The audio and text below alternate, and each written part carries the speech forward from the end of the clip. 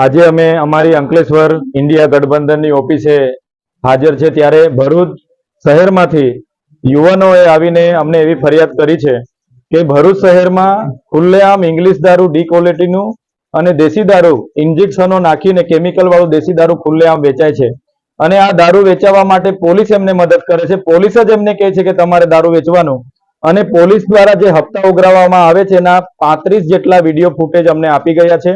એમાં LCB, SOG અને બી ડિવિઝનના તમામ પોલીસ અધિકારીઓ હજારો લાખોના હપ્તાઓ લેતાના આ વિડીયો ફૂટેજ અમારી પાસે આવ્યા છે.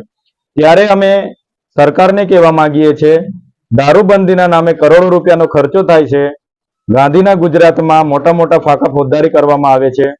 તો આ પોલીસની રહેમ નજર હેઠળ આટલી બધી હપ્તાખોરીથી આ જે દારૂના ધંધા ભરૂચ જિલ્લામાં ચાલે છે એના હપ્તા મને લાગે છે કે ઉચ્ચ સ્તરીય પોલીસ અધિકારી